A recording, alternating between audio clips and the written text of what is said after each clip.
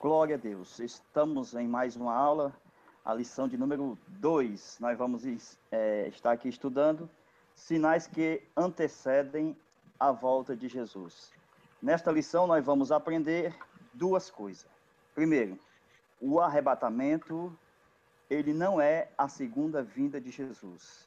E os sinais que antecedem a volta de Jesus, os sinais é da volta visível de Jesus. Então, nós não estamos aqui para estudarmos os sinais. É claro que nós vamos abordar o arrebatamento, mas necessário se faz estudarmos os sinais da volta de Jesus. Traz um texto áureo, está em Mateus capítulo 23 e versículo 3, que fala da seguinte forma: e estando assentado no Monte das Oliveiras, chegaram-se a ele os seus discípulos em particular, dizendo: quando serão estas coisas? Qual o sinal da sua vinda e do fim do mundo? Então, nós vamos estudarmos a partir desse momento os sinais da volta de Jesus. Os discípulos estavam preocupados naquele particular, aonde estava Pedro, João e Tiago e André. Um terço dos discípulos estavam querendo saber quais eram os sinais da volta de Jesus.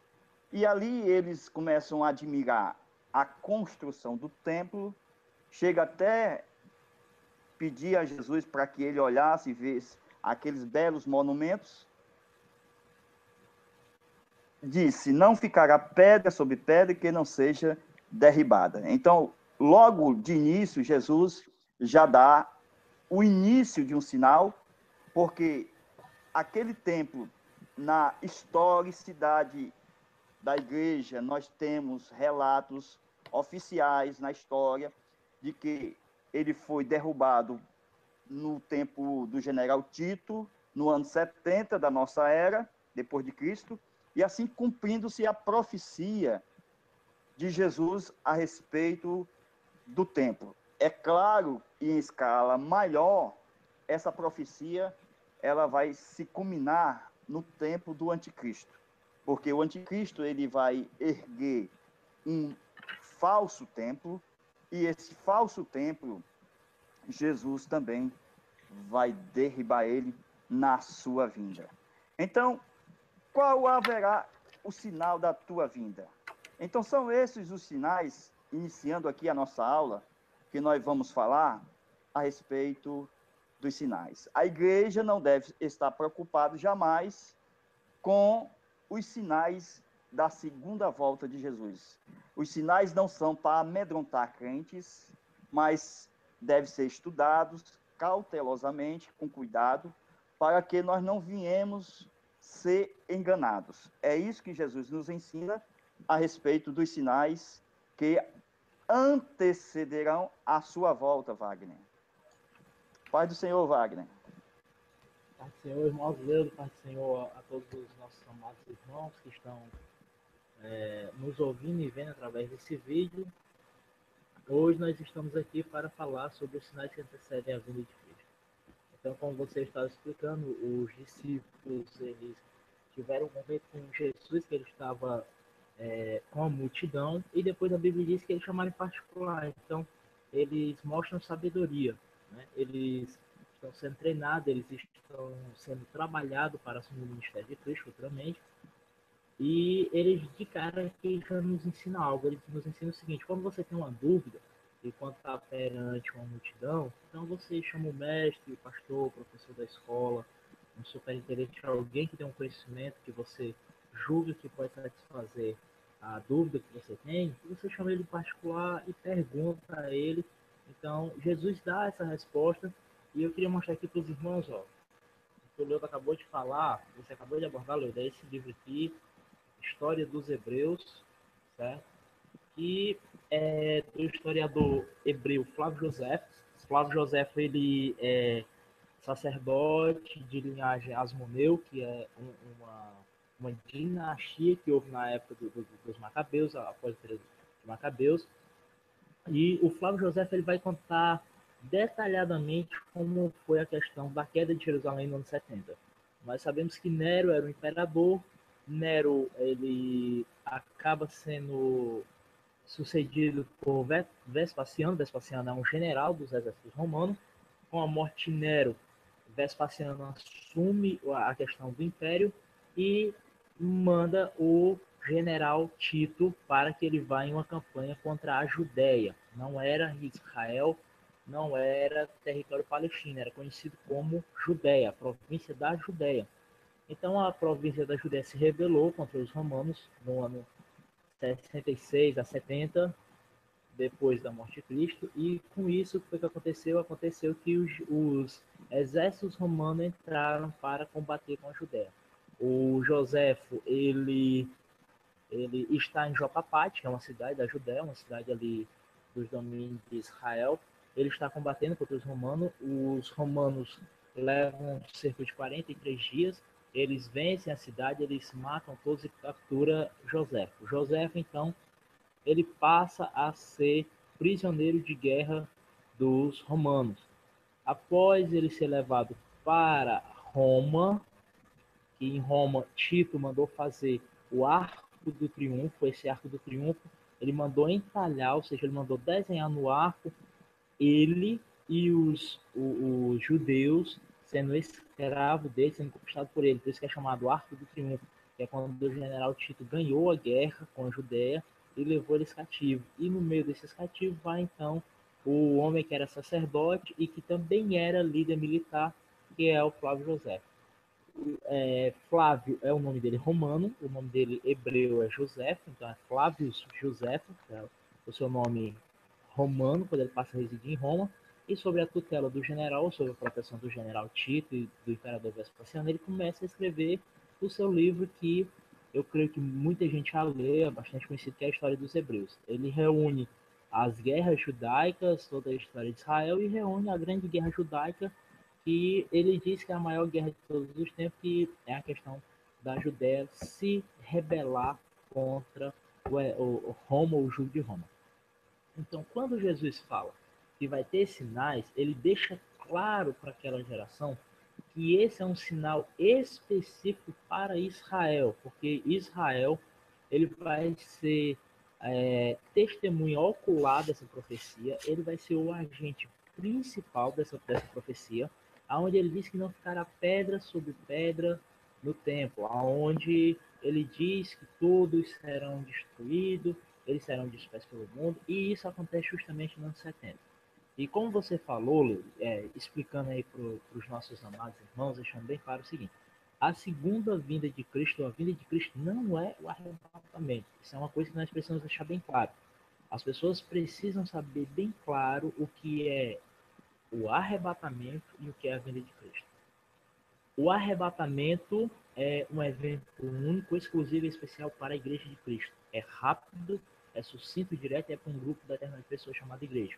A vinda de Cristo é para o mundo, é também para um povo, que é Israel, e essa vinda ela é vista por todos. Jesus disse que todos verão, é diferente do arrebatamento. Ninguém vai ver.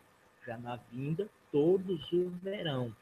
Então, há uma distinção bem clara entre esses dois eventos, Rosildo. Exatamente, Wagner.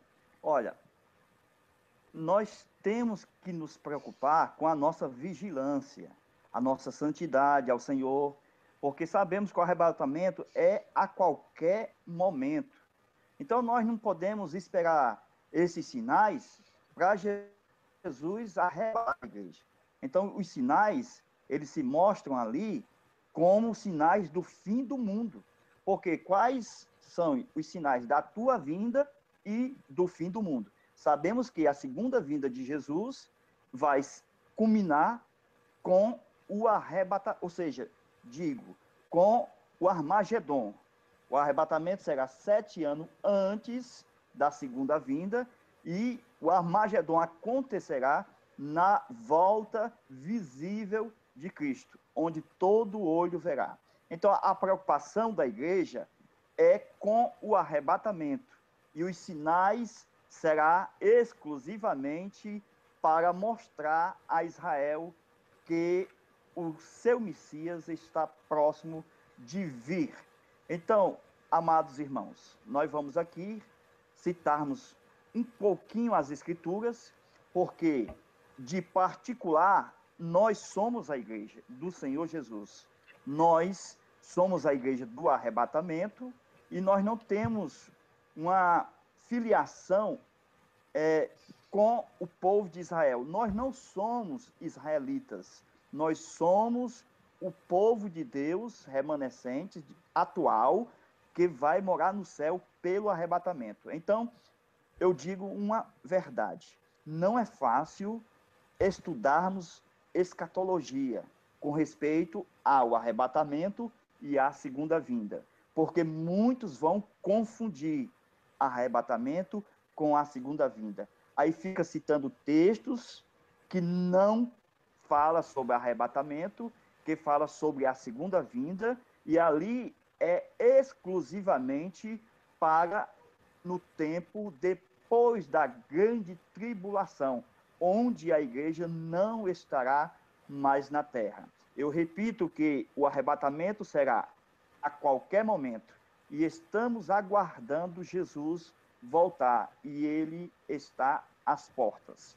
Mas, como nós estamos estudando os sinais estão bem claros no contexto histórico de que acontecerá vários sinais. Um deles será a vinda ou a proliferação de falsos cristos, muitos se dizendo cristos, muitos se dizendo que é Cristo sem ser. Então, a falsa religiosidade, a falsidade dos líderes, a falsidade da religião em si, ela mostra esses sinais. Então, os sinais não é só na área religiosa, ela é também na área social, ela é na área econômica, política. Então, haverá sinais em todo o canto da terra. Mas, com respeito aos sinais que vai acontecer após, é claro que nós já estamos vendo alguns sinais, mas de escala menor. Esses sinais, eles virão a vir à tona de uma forma muito forte, a qual abalará todo o sistema da Terra. Isto é real. Isto está na Bíblia. Uma coisa importante a respeito desses sinais é sobre a perseguição. A perseguição em muitos países ainda existe, mas vocês observem que na hora houve um homem chamado Hitler, ele perseguiu tanto o povo judeu, né, como também alguns cristãos. Isso aqui já é um prenúncio de que haverá um homem muito mais forte do que Hitler, que será o anticristo. Antes dele vir, esses sinais vão aumentar, a perseguição continuará de uma forma muito brusca, e o anticristo será o perseguidor número 1, não da igreja, mas de Israel e das nações que serão aliadas a Israel. Então, haverá um grande sofrimento nesse período, haverá grandes sinais, e para que Israel não venha deixar de existir, eu creio assim, Jesus, ele volta. Jesus, ele volta, porque ele não vai deixar o anticristo destruir o plano de Deus. Viu, Wagner? Interessante, Luiz, você falar essa questão de Hitler, porque em 1939, quando a Alemanha ela começa com o movimento do Partido Nazista, ou um movimento nazi-socialista, as pessoas não tinham ideia do que ia dar esse movimento. Claro que já se pregava sobre a vinda de Cristo, sobre o arrebatamento, se pregava tudo isso, isso daí é fato. Quando Hitler chega ao poder, quando em 1940 ele estabelece realmente um regime nazista, um regime onde ele começa a classificar os filhos de Israel com a estrela de Davi, ele começa a massacrar, a matar, a destruir. Muitos cristãos estudiosos da época acreditavam que ele era o anticristo. O problema que o Hitler enfrentaria para se encaixar nessa profecia do anticristo é: a igreja ainda estava na terra, então o anticristo ele é manifestado após o arrebatamento da igreja. Segundo, Israel não era uma nação, então não tinha como haver paz entre os judeus e os árabes, porque Israel não era nação, estava expulso da sua terra, que eles chamam Palestina, mas Palestina é um termo dado pelo Império Romano à terra, porque ele chamava ela Filícia, então na verdade esse não é o termo daquela terra, aquela terra é a chamada Terra de Israel. Outra coisa que eles falam que não daria para ele se encaixar é porque o anticristo ele tem um alcance mundial. Hitler ele estava com alcance só do leste europeu, ele só tinha 3 países como aliados, que era o Japão, a Itália e a própria Alemanha para ele fazer parte. Então, assim, ele não se encaixava nessa situação. O que esses estudiosos que estavam argumentando é o seguinte: ele é muito cruel, ele persegue a tudo e a todos.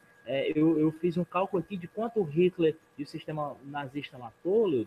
Ele matou por baixo 12 milhões de seres humanos, ou seja, ele matou o país inteiro, certo? O próprio Israel. Israel hoje tem 8, 9 milhões de habitantes, ou seja, ele matou Israel todinho de uma vez só. Então, esse era um tipo de sinal que eles acreditavam. Mas vamos lá o que Jesus disse.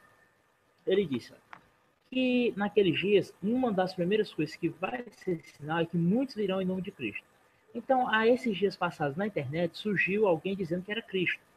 E o engraçado é que esse falso Cristo que surgiu, 2 semanas depois ele morreu. Ele estava doente e morreu. Ou seja, ele realmente é um falso Cristo porque Jesus é eterno e imortal, né? Segunda coisa, ele disse que haverá terremotos, ou seja, abalos sísmicos na Terra. E se você pegar de 90 para cá, 2016 que nós estamos vendo, nós temos um aumento gradativo, de forma exponencial, de todo esse evento chamado terremoto. Nós temos vários terremotos, inclusive aqui no Ceará, onde nós moramos, nós tivemos um abalo de terra na cidade de Sobral. Outra coisa que ele vai dizer maremotos, terremotos, ele vai dizer de guerras e rumores de guerra. Veja, quando ele fala guerra, ele está falando de conflito real, verdadeiro. Então veja que de 90 para cá, estou falando de 90, nós tivemos sim guerras. Nós tivemos a guerra dos Estados Unidos contra o Iraque, nós tivemos a guerra dos Estados Unidos contra o Afeganistão, nós teremos a guerra do Golfo, nós tivemos a guerra de Israel contra o Hezbollah, nós tivemos a guerra de Israel no Líbano, nós tivemos a guerra da Rússia contra a Geórgia, nós tivemos a guerra agora recente da Rússia contra a Ucrânia. Não foi uma guerra, foi mais uma intervenção militar na Crimeia. Nós tivemos aí uma possível guerra entre os Estados Unidos e a Coreia do Norte, e eles estavam de forma áspera, a própria China. Nós tivemos a guerra do Vietnã com os Estados Unidos, nós tivemos a guerra das duas Coreias, a guerra do Japão e Coreia. Veja, são muitas guerras.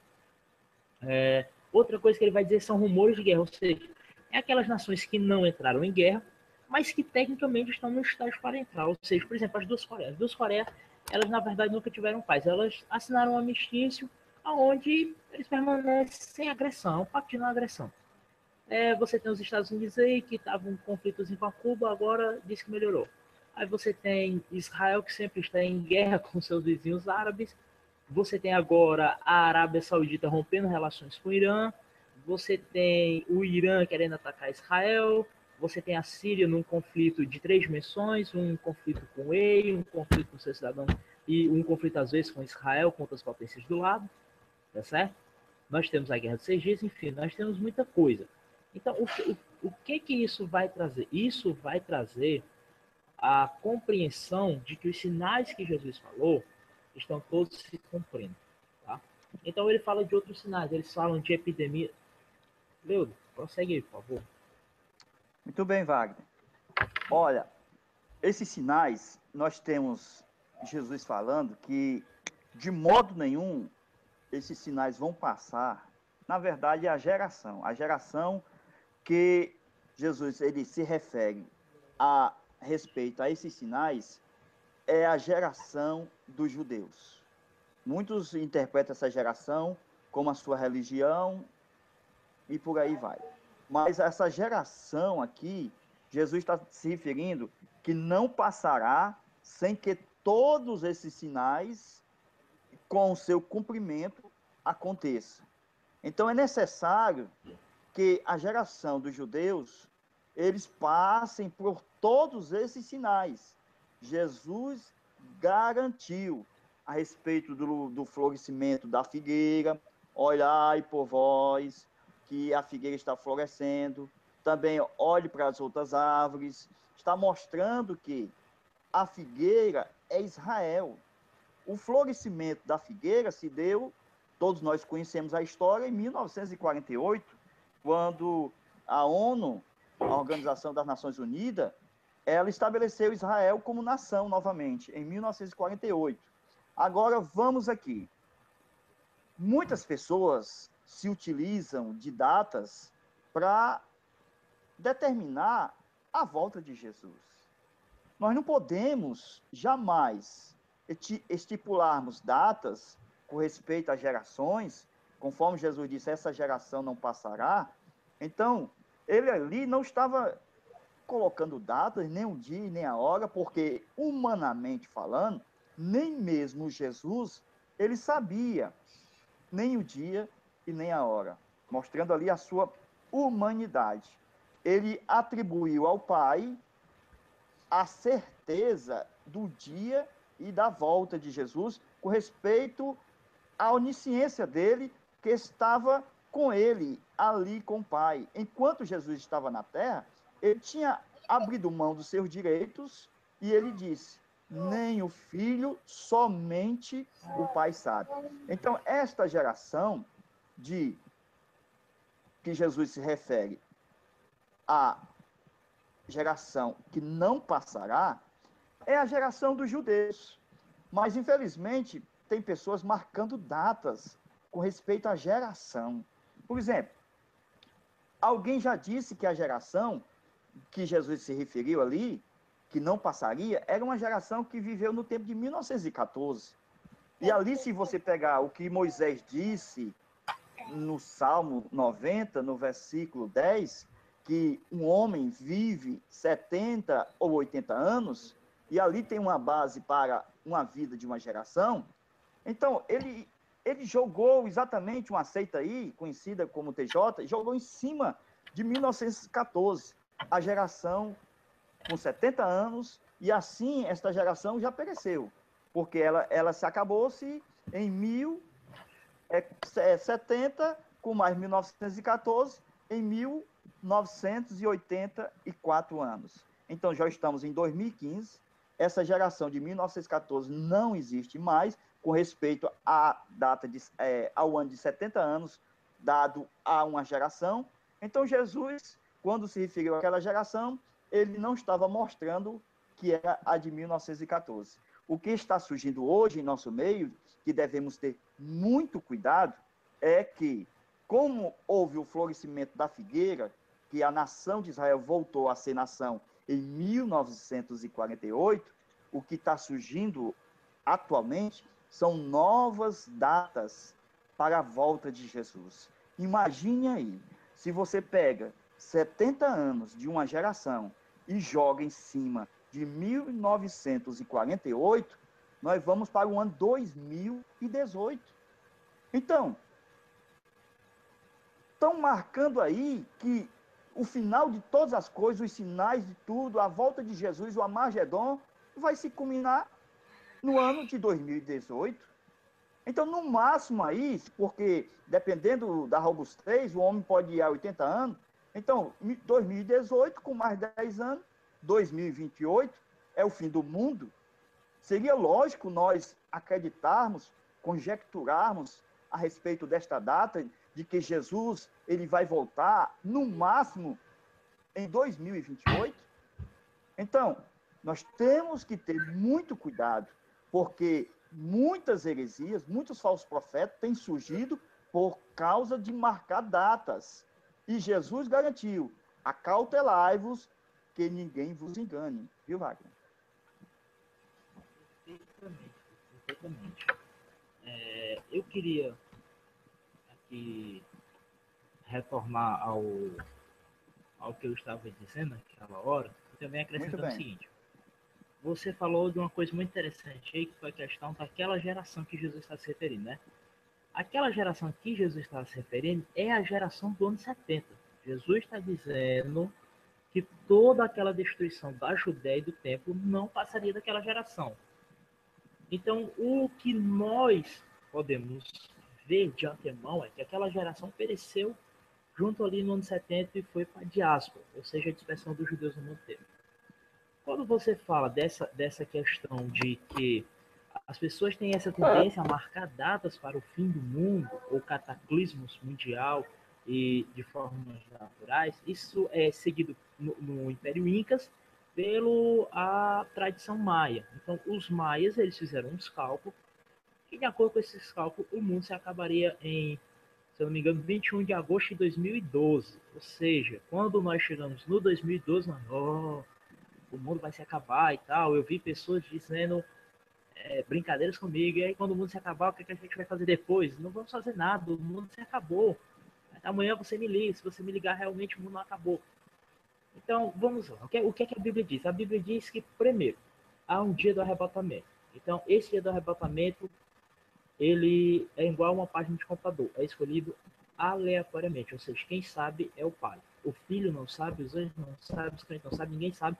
Não adianta conjecturar, não adianta fazer cálculo, não adianta fazer nada. É um mistério somente a Deus. Ponto 1. Ponto 2. O Filho virá buscar no momento em que o Pai mandar ele vir buscar a igreja. Por quê? Os sinais estão acontecendo e os sinais têm basicamente três aplicações. O primeiro é manter Israel e os crentes alerta. Então, quando a figueira floresce, Jesus está dizendo para os crentes: se despertem, mantenham-se vigilantes, mantenham consolados, porque a minha promessa está se cumprindo. Segunda coisa, os sinais eles servem para trazer à memória do povo a esperança de Israel de ser redimido novamente pelo seu rei eterno, pelo seu esposo amado, que é Deus, e da igreja de ser arrebatado.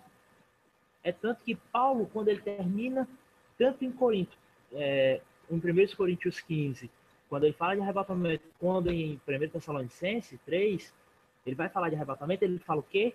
Consolar uns aos outros com essa palavra, ou seja, é aquela palavra que vai te trazer esperança, ela está te trazendo esperança. E terceiro, esses sinais eles servem para dar credibilidade às palavras de Cristo. Veja, que quando Jesus fala algumas coisas para os discípulos, ele diz: eu falo antes para que vós creiais quando acontecer, como foi no caso da morte de Lázaro.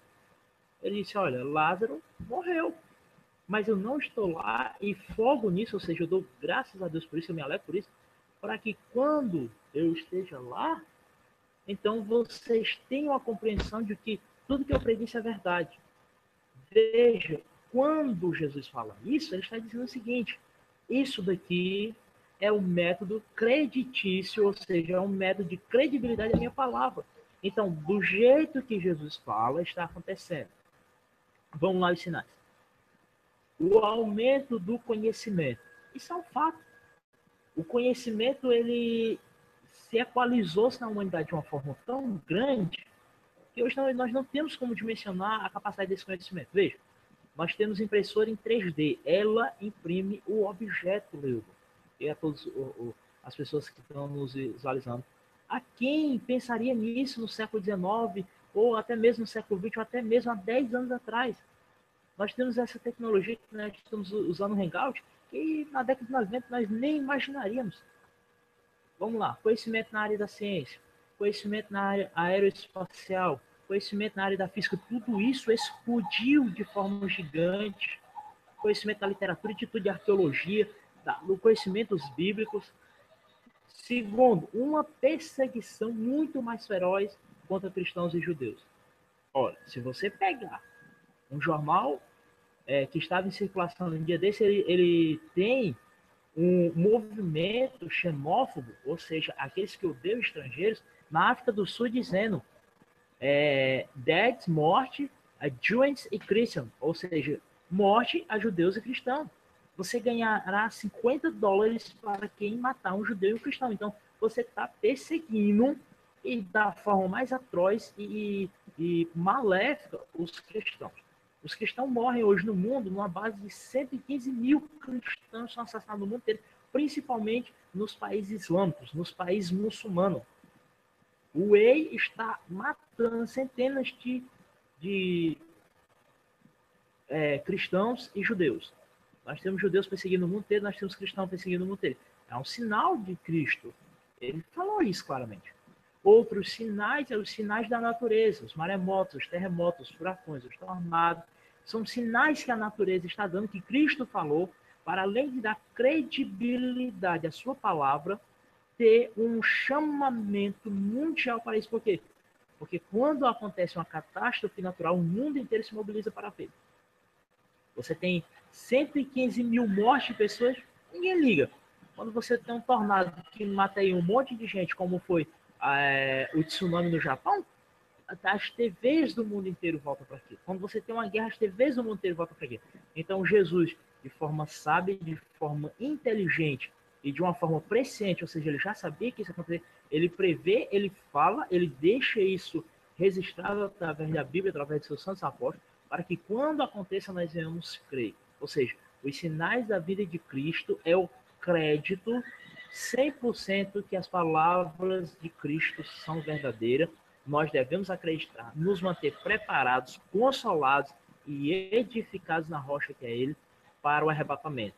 Aí, na segunda vinda, viremos com Ele, a igreja vem com Cristo para salvar Israel, estabelecer o seu reino e reinar com Ele de forma santa, de forma a como se nós estivéssemos novamente no estado original, que é o estado de Adão e Eva, sem o pecado. Entendeu? Muito bem. Esses eventos acontecerão por motivo de que Deus é quem falou. Então não adianta nós ficarmos em meio termo ou duvidosos quanto à volta do Senhor Jesus. Nós nunca devemos confundir o arrebatamento, voltando aqui, com a segunda volta de Jesus, que é em glória, que será um espaço de 7 anos, que é o tempo legítimo, original, que Deus deu à nação israelita. Se nós estudarmos ao tempo que Deus deu a Israel para extirpar o pecado, para tirar a transgressão da cidade, tá certo? E nós vemos lá em Daniel, capítulo 9, versículo 24 a 27, Deus, ele deu 70 semanas.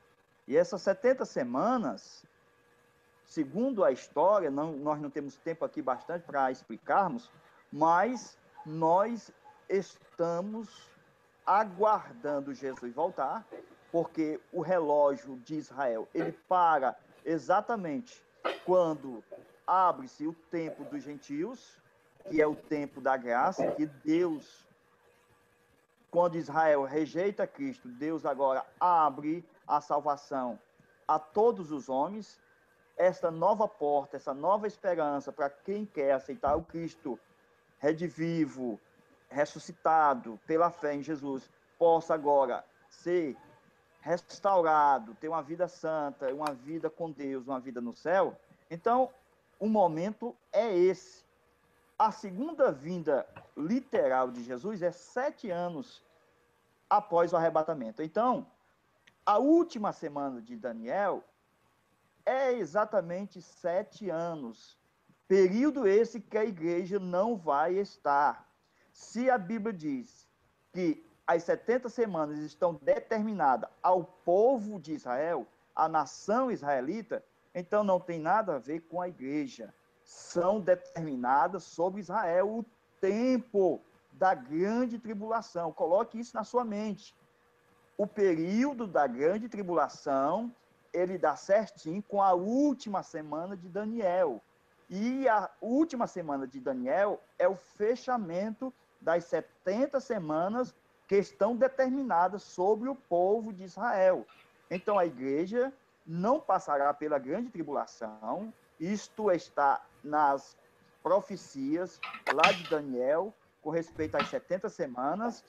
É uma prova de que a igreja será arrebatada antes da última semana. A última semana, ela terá início com o arrebatamento da igreja. Ela vai dar início com o arrebatamento. Então, haverá 7 anos. E esses últimos 7 anos serão os últimos 7 anos da história. Se não houvesse o período da graça, já havia o final do mundo. O final do mundo era depois de Cristo, 33 anos, com mais 7 anos, fosse direto. 40 anos. Então, a história da raça humana, ela estaria exatamente ali, naquele período de 40 anos depois de Cristo. Porém, Deus teve misericórdia, estamos há mais de 2.000 anos depois de Cristo. Isto, Deus tem dado oportunidade a todas as gente, nações, povos e línguas, para que reconheçam a sua misericórdia, a sua graça e o seu poder. E com respeito à grande tribulação, Deus, ele usará muitos anjos nesse tempo. Muitos anjos serão usados para tocar trombeta, trazer mensagem, trazer evangelho eterno. Vocês observam isso lá no livro de Apocalipse. Então, são no período da grande tribulação. Hoje não necessita de anjos para levar evangelho, para trazer boas novas, porque Deus proibiu aos anjos de trazer o evangelho. Deus, ele trouxe os seus filhos redimidos no sangue de Jesus. Somos a igreja, que somos lavados, remidos, para levar o evangelho a todas as nações. Então, Deus, ele trouxe aos nossos ombros essa oportunidade de levar o evangelho a todas as línguas e nações e tribos. Então, haverá no período da grande tribulação, o evangelho será pregado pelas 2 testemunhas, também o remanescente fiel dos 144 mil israelitas, que o povo de Deus, ele está no meio do povo. O povo de Deus, hoje nós temos a igreja, mas existe uma igreja dentro da igreja, porque existem os verdadeiros servos do Senhor, que é a igreja legítima. Não estou falando da igreja que tem a sua denominação, mas estou falando da igreja dentro da igreja, que Jesus vai tirar ela do meio do seu povo.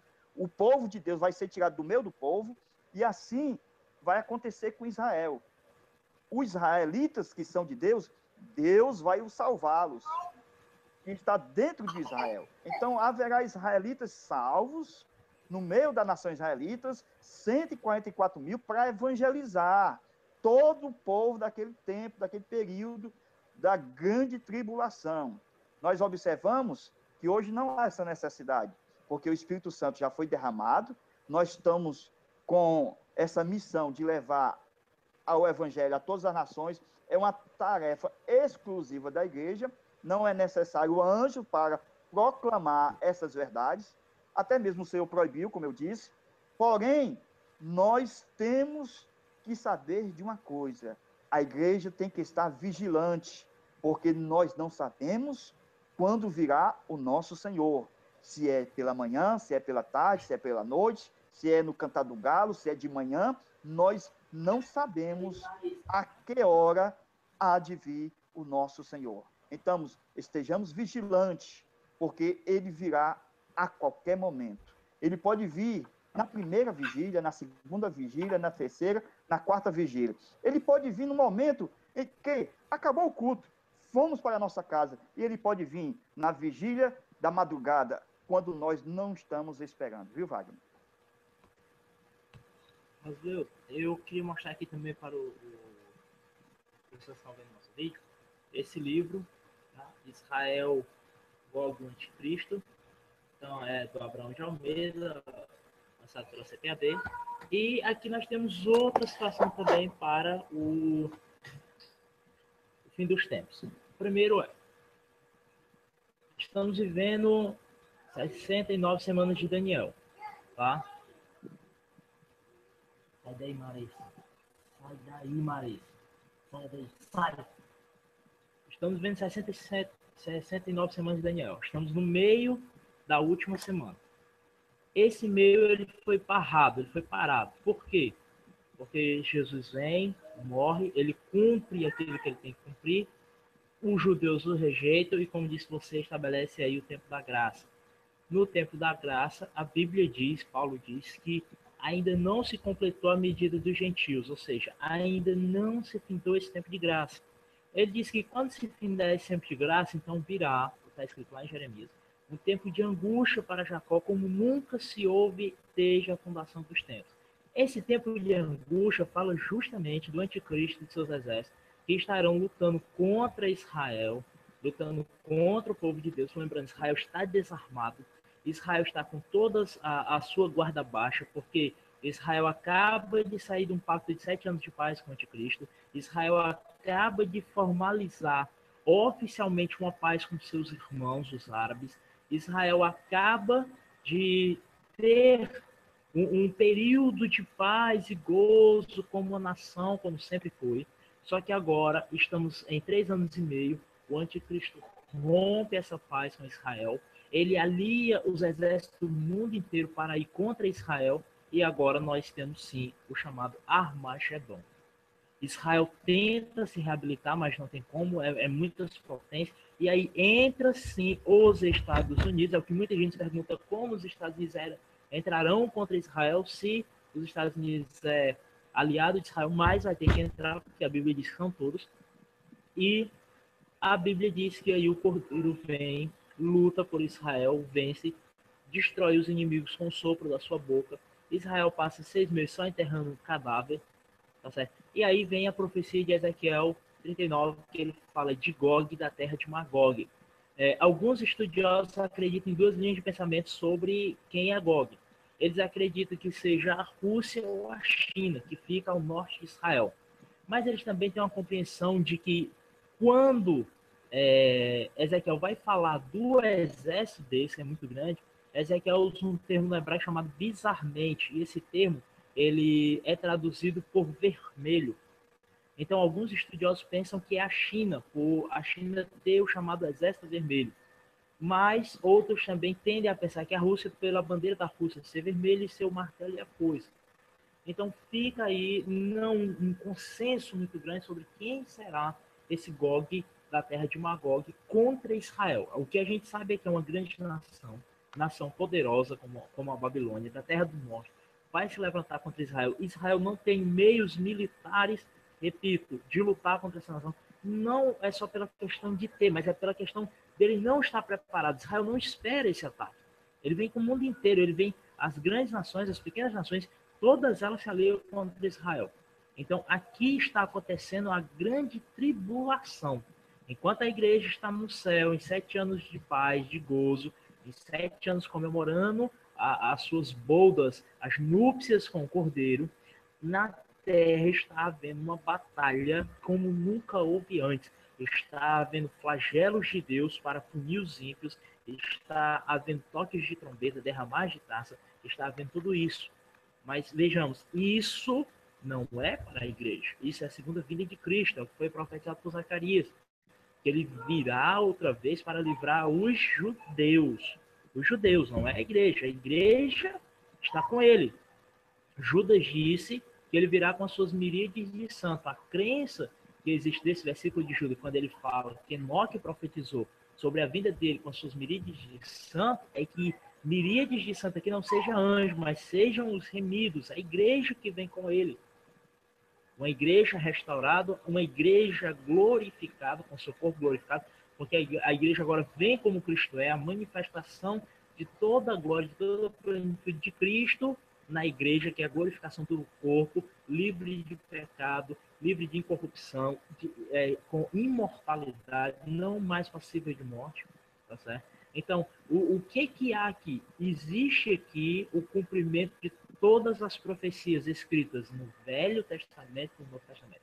O cumprimento das 70 semanas de Daniel, o cumprimento das profecias de Ezequiel, de Gog e Magog, e também uma promessa de restauração para o povo judeu. Lembrando que quando o anticristo vier, haverá o terceiro templo judaico. Esse templo judaico vai ter o sistema sacrificial normal, natural, como era antes. E esse sistema sacrificial, eles vão perceber que é o anticristo, porque o anticristo vai causar uma grande abominação dentro do templo. Alguns dizem que ele vai querer sacrificar porco, que para o judeu é um animal imundo, sempre foi, sempre será. Eu, particularmente, não digo porque a Bíblia não me diz qual é. Alguns dizem que é isso, alguns dizem outras coisas. Mas a verdade é que ele vai causar uma grande abominação. E, retornando um pouquinho atrás, as pessoas pensaram que isso é quando Antíoco Epifânio, na época dos Macabeus, quis entrar em Jerusalém e no templo e sacrificar porco, que é um animal imundo perante os judeus, e houve uma guerra, ele matou muitos judeus com a carnificina total. Mas não é. Veja que não é, por quê? Porque não houve um retorno de Cristo. Não houve uma paz com seus irmãos. Quando Jesus fala isso, ele diz que haverá um tempo de falsa paz. Ou seja, 3 anos e meio de falsa paz entre Israel e árabes. Ou seja, Israel, Irã, Arábia Saudita, Quijiquistão, Djibouti, Cazaquistão, Paquistão, China, Afeganistão, a China não, perdão, mas Afeganistão, Paquistão, Arábia Saudita, Iêmen, Sudão, todos os seus irmãos árabes terão paz com Israel, inclusive os palestinos da faixa de Gaza, inclusive os palestinos do Hamas estarão em paz. A Bíblia diz que ele vai conseguir trazer uma falsa paz para o mundo. Lembrando que o anticristo, que é um dos sinais da segunda vida de Jesus, ele é um homem imbuído de poder. A Bíblia diz que ele tem poder para fazer unir essas nações. A Bíblia diz que ele tem todo um sistema político que favorece a ele, tem todo o poder militar e ele também tem a cooperação do diabo. Veja que Deus, ele já falou tudo isso para que quando aconteçam as pessoas estejam cientes. Agora, o importante é, estejamos alerta, estejamos sempre atentos ao arrebatamento, que é o evento da igreja. Devemos estudar e sim saber desse evento para que possamos alertar a humanidade de tão grande e terrível destruição que acontecerá no mundo. Mas não esperamos a grande tribulação, esperamos o arrebatamento do nosso noivo, que está às portas, está para vir nos buscar. Muito bem. Olha, Wagner, aqui completando aqui sobre as 70 semanas de Daniel, que é o tempo designado de Deus para Israel, para Deus tirar a transgressão, o pecado de Israel. Então, nós observamos que nesse tempo, que é o tempo do fim, do final da história da humanidade, porque a humanidade, ela depende da bênção de Deus, e a bênção de Deus é através de Abraão, e Abraão tem um povo, e esse povo é Israel, mas o Israel que vai ser salvo por Deus nesse período da grande tribulação, quando Jesus vir na glória, o seu Messias, e todo Israel será salvo. Então, nesse período daquela grande guerra do Amagedon, muitos reis do mundo inteiro, eles vão vir a Jerusalém para a chamada da grande batalha, a batalha do Armagedon. E nesse período, muitas pessoas vão morrer, muitos santos que creem em Jesus, não é a igreja, mas aqueles santos que declararam que é do Senhor Jesus, que creu em Jesus, eles vão receber a sua salvação. Então, a salvação, ela tanto é antes, em toda a história humana, Deus se manifestou a sua salvação. No período da graça, nós temos a salvação. Antes da grande tribulação, a salvação é com Jesus e haverá o arrebatamento. E depois do arrebatamento, na própria grande tribulação, também haverá salvação. E vocês podem ver isso lá em Apocalipse, quando muitos mártires são mortos, lá no Apocalipse 6, versículo 9 em diante, vocês observam ali que haverá muitos mártires que vão se apresentar diante de Deus naquele grande dia aonde Deus voltará através do seu filho para o dia do Armagedon, aonde ele instalará o seu governo milenial, onde haverá ressurreições para a vida eterna. Nesse período, Jesus ele vai fazer um separamento dos bodes das ovelhas e entrará no reino milenial todos aqueles que tiverem do lado do seu filho Jesus. Inclusive o Israel, agora já salvo com as nações que ficaram do lado de Israel. Então, acredito que com o arrebatamento da igreja, haverá grande tribulação, conforme está na Bíblia, ela vai se intensificar as suas tribulações de uma forma que, se Deus não abreviasse aqueles dias, nenhuma carne se salvaria. Então, nós devemos ter o cuidado e pregar que haverá salvação antes da grande tribulação e também haverá salvação, ou seja, antes da grande tribulação e depois e na própria tribulação. Um exemplo disso é o caso de Noé e de Ló. No caso de Noé, Deus salvou tanto ele, a sua família, como os animais, na tribulação, ou seja, dentro daquela arca, no meio das águas. Mas, porém, no tempo de Ló, Deus salvou Ló, suas filhas, tirando da tribulação. Ele tirou Ló, suas filhas, e levou, a fim de não fosse destruído do fogo que desceu lá em Sodoma e Gomorra. Assim acontecerá com a igreja. A igreja será arrebatada antes da grande tribulação, como Ló e suas filhas. Porém, assim como a Noé e sua família, Israel, na grande tribulação, será salvo. Então, nós temos aqui estas tipologias bíblicas que nós vamos ver Deus salvando Israel no período da grande tribulação e as nações que crerão no seu nome e não aceitarão o carimbo, a marca da besta. Então, fica bem claro que Jesus não deixará de salvar, nem mesmo no período chamado Grande Tribulação. Viu, Wagner? Exatamente. Outra coisa que eu gostaria de destacar, para quem está nos assistindo e vai nos assistir futuramente, é o seguinte. Para que serve um sinal? O sinal ele serve para indicar algo, uma direção.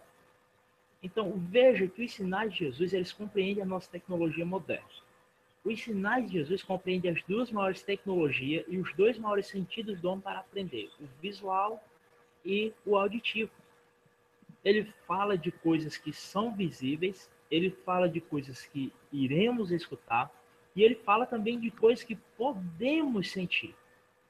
Porque faltou um item que nós não anunciamos para quem está nos assistindo e quem irá nos assistir, é o seguinte, ele fala de pestes, epidemias pelo mundo inteiro. Veja, nós tivemos uma epidemia no mundo inteiro que é ebola, uma epidemia gigante ebola. Nós tivemos aqui no Ceará e no país um surto de Zika vírus, um surto de malária, nós tivemos um surto de sarampo, ou seja, são doenças que há muito já tinham sido erradicadas e que agora voltaram novamente a atingir o mundo.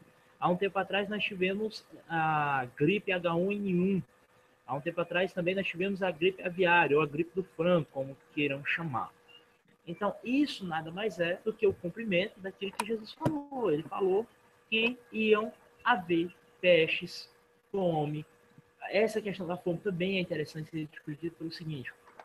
Nós temos países que produzem muito alimento, principalmente nós, o Brasil, nós produzimos muito, mas que de um tempo para cá teve uma queda brusca na sua produção de alimentos. Nós temos a China, que produz muito arroz, nós temos o Brasil, que produz, por exemplo, muita soja, muito feijão, muito milho. Nós temos os Estados Unidos, que também produz muita comida.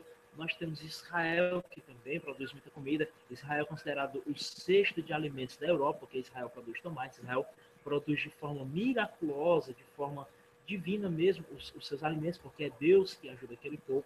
Então, tudo isso vem se encaixando perfeitamente com a descrição daquilo que Jesus disse.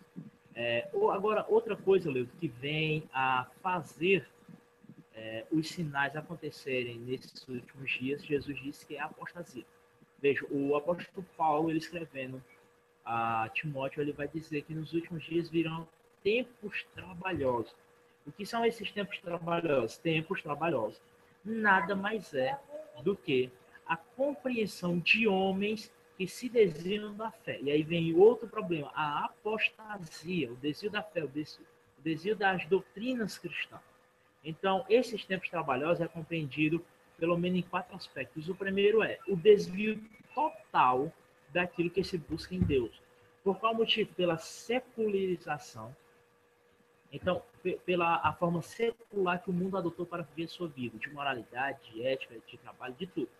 O segundo item é pelo aumento do conhecimento, a gente está vendo as pessoas suplantarem Deus no seu coração pelo conhecimento. O conhecimento científico, ele tomou conta de tudo. Ele virou, na verdade, um Deus para não só os cientistas, mas para muita gente.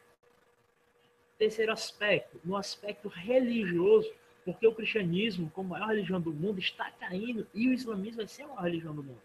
E o islamismo não prega Cristo, o islamismo não prega a paz, o islamismo é uma religião totalmente diferente de Cristo, uma religião totalmente que ela é interligada com o Estado, ou seja, totalmente diferente do cristianismo. E o quarto aspecto é o aspecto de desvio dos próprios cristãos. Nós temos muitos líderes religiosos reconhecidamente de forma nacional ou mundial como protestantes e que se desviaram ao longo do caminho. Um deles, para citar um exemplo, todo mundo conhece, está na mídia, então posso citar, chama-se Rob Bell, é um pastor norte-americano, e ele passou a crer em coisas que a Bíblia condena veementemente. Uma dessas práticas é o universalismo, ou seja, a crença de que todos serão salvos. Quando a gente sabe que só vão ser salvos aqueles que querem Jesus, que aceitam Jesus como Senhor. Porque o homem é livre para escolher se ele quer ou não Cristo.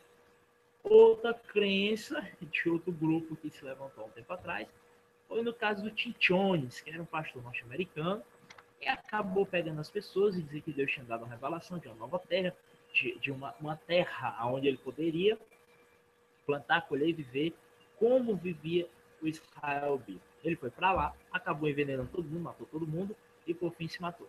Então, veja, não é de hoje que nós temos apostasia, não é de hoje que nós temos falsos mestres, que é também o que está surgindo. Então, nós temos várias correntes teológicas, nós temos a corrente que nós pregamos totalmente contra, a corrente da prosperidade, universalismo, unicismo, modalismo. Então, são seitas e correntes teológicas que estão entrando no meio do povo de Deus e estão causando males. Estão causando males porque estão levando muitos a se apostatarem da fé. Os sinais que antecedem a vida de Cristo são sinais na natureza, são sinais na sociedade e são sinais na igreja. Sinais na sociedade porque compreende o mundo. Sinais na igreja porque desperta e alerta os cristãos a se prepararem. E sinais na natureza para que o mundo tenha a compreensão de que Deus é o autor de tudo que eles têm hoje. Então, esses sinais estão claros, estão evidentes, estão nos alertando. Cristo está às portas. Ele está voltando, a sua igreja deve estar preparada para isso. Muito bem. Olha, Wagner, já estamos quase chegando nos momentos finais, mas nós temos a real certeza da volta de Jesus. E nós que somos cristãos, fazemos parte da igreja, o grande mistério revelado para a igreja através do Espírito Santo derramado, só isso nós compreendemos com a chegada do Espírito Santo, porque ele revela na igreja os mistérios ocultos de Deus. E com isso nós temos que, após o arrebatamento, se dará a segunda vinda de Jesus. E nós estamos estudando os sinais que antecedem a volta de Jesus. Não necessariamente o arrebatamento, porque o arrebatamento se dará a qualquer momento. Então, estamos estudando precisamente a segunda vinda de Jesus e os sinais que antecedem. Você já abordou bem claro aí sobre a apostasia, que todos nós sabemos que é um desvio, é um afastamento, é um abandono premeditado, consciente da fé cristã, e quando se acontece isso, surgem os falsos profetas, os falsos líderes, as falsas doutrinas, e com isso surgem as doutrinas demoníacas, que vêm de demônios. Vocês podem ver isso, que os falsos mestres, seus ensinos, eles ainda continuam ensinando, e é uma ameaça para a igreja atual, o ensino dos demônios. Paulo alertou bem isso na igreja, lá em 1 Timóteo capítulo 1, versículo 1, que nos últimos dias apostatarão alguns da fé, dando ouvido a espíritos enganadores e a doutrinas de demônios. Entre elas, nós temos a confissão positiva, que não crê mais na suficiência no sacrifício de Jesus, mas acredita na suficiência humana, na determinação do querer humano, confissão positiva, o nome já está dizendo. Temos entre as doutrinas demoníacas uma falsa doutrina que nós não podemos estar de lado da verdadeira prosperidade, que é Cristo, e demais coisas vos serão acrescentadas, mas existe por trás disso uma falsa doutrina que só dá margem para a teologia da prosperidade, não fala sobre a vinda de Jesus, nem arrebatamento, nem salvação pela fé em Jesus, só fala em prosperidade. É isso aqui que é um engodo, que é um embaraço, que é a heresia de falsos líderes, falsos profetas, que nesses últimos dias é só o que tem a teologia da prosperidade, tirando o alvo do homem de Deus e de Deus com o homem. E isto, infelizmente, nós estamos sendo perseguidos por tantas crendices, por tantas crendices. Então, meus irmãos, é com muito prazer. Wagner, vai aí. Então, irmãos, nós estamos vendo aí, no Brasil, eu vou falar do Brasil, porque é o país que eu conheço, é o país que eu vivo, quais são os falsos mestres que estão se levantando na mídia? Não vou citar nome, para que não ache de forma nenhuma ofensa por parte dos nossos amados assistindo, mas os irmãos vão ver pelas suas atitudes. Vamos lá. Retornar ao culto antigo. Isso é errado. A Bíblia diz que o culto antigo, o culto do Velho Testamento, eram sombras da pessoa de Cristo. Então, tudo que está descrito como sistema de culto no Velho Testamento, ele se cumpre na pessoa de Jesus. Ele se cumpre como oferta, ele se cumpre como cordeiro, ele se cumpre na justiça, ele se cumpre como expiação e ele se cumpre como oferecimento para Deus. Então, ele se cumpre de todas as formas e de forma perfeita. Outra coisa, atribuir a partes do culto milagres que eles não fazem. A vara de Arão, o cajado de Moisés, o óleo ungido, não sei o que, não sei o que. Veja que o Novo Testamento, o que Jesus deixou escrito, relatado pelos seus santos apóstolos da sua vida, ele aborda tudo isso de forma diferente. Certo? Então eu vejo gente hoje, Leudo, fazendo o quê? Ele diz que você pega, por exemplo, vai ungir um obreiro, tá certo? E o camarada derrama uma lata de óleo pageu na cabeça dele. Eu sei que muitas pessoas estão nos vendo nem lembram do óleo pageu, né? Então vou usar o óleo de soja. Quando a Bíblia diz que esse tipo de rito era do Antigo Testamento. O Novo Testamento, ele é imposto às mãos, ora, e ele já está consagrado. É pela imposição de mão. É tanto que Paulo diz, não imponha as tuas mãos, ele dizendo para Timóteo, precipitadamente sobre ninguém. Ele tá mostrando aqui o exemplo de favor. Então, essa doutrina vem, sim, de demônios. Você vê no Antigo Testamento, tem um texto desse que fala, se eu não me engano está em Êxodo, em Deuteronômio, que ele fala que naquela época já tinham doutrinas de demônio, Moisés combate essas doutrinas, e Paulo diz que esses falsos mestres, eles vão ter pelo menos 3 coisas que os verdadeiros vão ter que enfrentar. Primeiro, uma projeção muito grande. Você vê que todo falso mestre, ele tem um poder econômico muito grande, eles estão na mídia, eles conseguem impregnar na mente das pessoas essas coisas. E eles pregam prosperidade, prosperidade, prosperidade. Eles parecem que querem viver aqui como os nossos amigos TJ, que parece que o paraíso é aqui, ponto. Eles se esquecem que vem um novo céu e nova terra. Segunda coisa, eles desenvolvem, Leudo, muita literatura. Leudo, hoje as pessoas não sabem, os cristãos não sabem aonde escolher de tanta literatura, porque há um universo vasto de livros, de escritos, jogado aí no mercado editorial brasileiro. Então, eles têm tanto escrito que se diz teológico, que muitas das vezes até verdadeiros cristãos não sabem discernir onde comprar. E a última coisa, eles vão realmente para o enfrentamento, eles vão, eles debatem, eles discutem, eles evangelizam, eles correm atrás, enquanto os verdadeiros cristãos muitas das vezes não fazem isso. Então, eu vou finalizar a minha parte aqui agradecendo a todos, desejando um feliz 2016, caso Cristo não venha, porque eu estou esperando sim ele, é agora, a vinda dele é agora, a questão da grande tribulação e outras coisas vão acontecer, certo? Mas eu espero arrebatamento. Agradecer ao professor Rosleudo mais uma vez por estar conosco, as pessoas que irão nos assistir, que estão nos assistindo, muito obrigado. Obrigado mais uma vez ao pastor Caramuru, que tem divulgado os nossos vídeos, e a irmã Janice e outras pessoas que divulgam os nossos vídeos, muito obrigado. Tá certo? E nós vamos estar, na próxima semana, já lançando nosso vídeo falando sobre a terceira lição. Claro que no meio da semana eu pretendo lançar aí mais um vídeo falando sobre outras coisas, E para finalizar, eu gostaria de mostrar um livro para vocês que eu adquiri agora, no fim do ano. Esse livro, que tem o título Triunfo da Fé Lidando com o Problema do Mal. Então, esse livro é do pastor Heber Carlos de Campos Júnior. E é isso que nós temos que fazer, é acreditar no triunfo da nossa fé, porque ela sim vai nos dar o triunfo. Nós iremos vencer e vamos fazer aquilo que Paulo disse: combati o bom combate, acabei a carreira e guardei a fé. E agora sei que me espera por certo a coroa de glória que o Senhor preparou para todos aqueles que amam e desejam a sua vinda. Então, fico com a paz do Senhor. Irmão Rosileudo, faça as suas considerações finais e nós mandamos a paz para todos. Amém.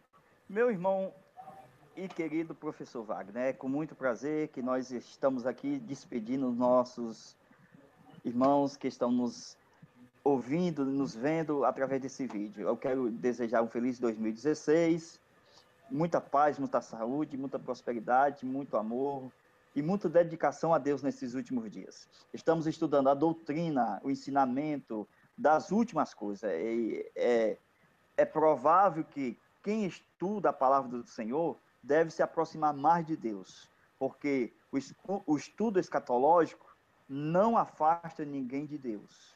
O que afasta as pessoas de Deus são ensinos heréticos de líderes falsos que não têm compromisso com a verdade, com a Bíblia. Estes, sim, encaminharão muitas as pessoas para longe de Deus. Mas o ensino genuíno da palavra, do Criador, da Bíblia, da fé em Deus e na volta do Senhor Jesus Cristo, isso é muito importante. É a nossa grande esperança, o nosso arrebatamento. Sabemos que a segunda vinda de Jesus está para vir. Nós aguardamos o arrebatamento, porque faz parte da escatologia bíblica.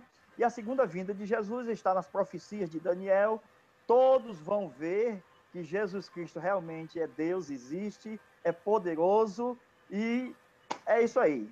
Nós desejamos aí um 2016 abençoado. Até a próxima lição. Vocês não podem perder, viu? A nossa próxima lição está, esperando a volta de Jesus. Wagner, essa volta de Jesus aqui é o arrebatamento, viu, Wagner? Perfeitamente. Fala aí. Perfeitamente. Vamos. Então, aqui nós vamos estudar sobre arrebatamento, sobre arrebatamento. Então, Beleza. Existem duas coisas: o arrebatamento e a volta, a segunda vinda de Jesus. Amém. Eu queria só finalizar aqui, Leandro. Eu lembrei de última hora a nossa campanha em 2016. Ame mais a Bíblia, busque mais, leia mais. E o lema da reforma, como sempre, para vocês: sola fide, só a fé, solus Cristo, só a Cristo, soli gratia, só a gratia, soli Dio, glória, só a Deus a glória, e sola escrita, só as Escrituras. Viva esse lema, ame a Deus, a Cristo, busque nas Escrituras todas as respostas. Lá está cheio de profecia, cheio de promessas, cheio de respostas para as dúvidas, e você não precisa buscar em outro lugar. A Bíblia te responde tudo. Quer ouvir a voz de Deus? Abra sua Bíblia e leia. Quer ouvir a voz de Deus falando alto para você? Leia a Bíblia em voz alta. Amém e a paz para todos.